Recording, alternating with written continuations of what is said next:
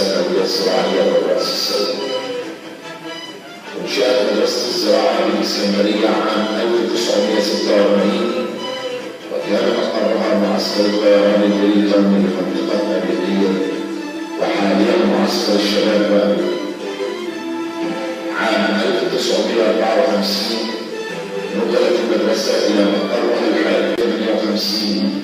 أنشأت وزارة التربية والتعليم 14 فصل و4 معاهد للكيمياء والأحياء والألبان والصناعات الغذائية والمدربين داخل المدرسة.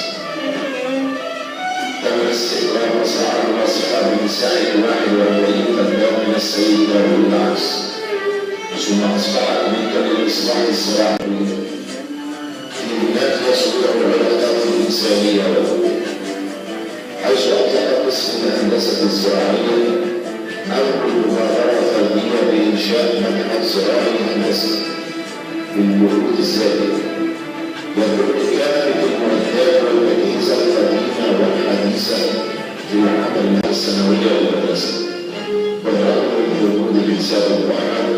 وفي عام 2014 حققت المدرسة أن يصل إلى 200,000 جنيه، وفي عام 2015 حققت المدرسة أن يصل إلى 260,000 جنيه. لأن من حضراتكم بشكر طبعا السيد العميد حسن على الوجود والخدمة الوطنية.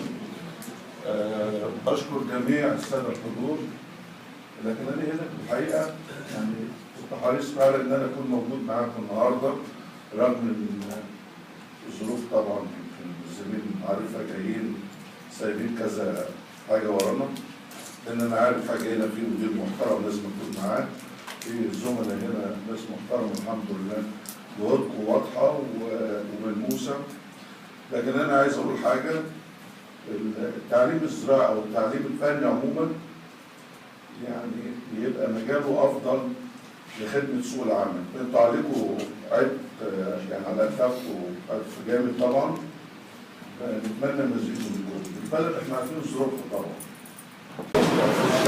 ناصر وكاشة استفدنا شغل حلو كده واستفدنا سنة وبتعلم حاجة في الشغل هنا في المصنع حلواني وكده، ومعايا الشباب هنا بيعلموا لي الشغل عامل ازاي والدنيا ماشية ازاي. بتعمل ايه في المصنع؟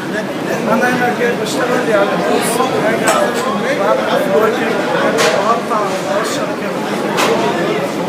مصطفى محمود هنا في قسم الحلواني جاي عشان اتعلم واطلع صنايعي واعرف كل حاجه، واتعلم ازاي اشتغل زيهم واعرف حاجات زيهم كده.